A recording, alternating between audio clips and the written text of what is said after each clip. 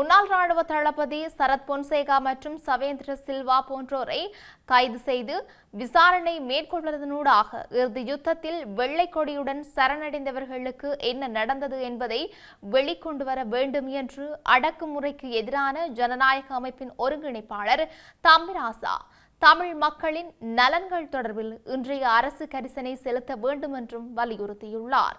யாழ் ஊடக மையத்தில் இடம்பெற்ற ஊடக சந்திப்பின் போதே அவர் இவ்வாறு குறிப்பிட்டுள்ளார். இலங்கை போலீசாருடன் பேசத் தெரியாத அர்ச்சுனா எம்பி தனது தவறுகளை உணர்ந்து தன்னை திருத்திக் கொள்ள வேண்டும். மேலும் தமிழ் மக்களின் உறவுகளான மலையக தமிழரை கொச்சைப்படுத்தும் செயற்பாடுகளை அர்ச்சுனா எம்பி நிறுத்த வேண்டும். நீதி கேட்டு போராடும் தமிழிலம் ஒற்றுமையை இழந்தால் தென்னிலங்கைக்கு கொண்டாட்டமாகவே இருக்கும் என்பதனை அர்ச்சுனா விளங்கிக் கொள்ள வேண்டும். முட்டாள்தனமாக அமைச்சர் சந்திரசேகரனை தாக்குவதை அர்ச்சுனா எம்பி கைவிட வேண்டும் என வலியுறுத்துகின்றேன்.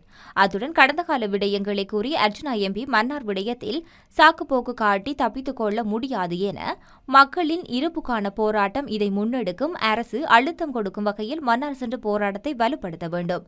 இறுதி யுத்த கால பகுதியில் வெள்ளை கொடியுடன் சரணடைந்த போராளிகள் மக்கள் தொடர்பிலும் அவர்களுக்கு என்ன நடந்தது என்பதை இந்த அரசுக்கு வெளிக்கொணர வேண்டும்.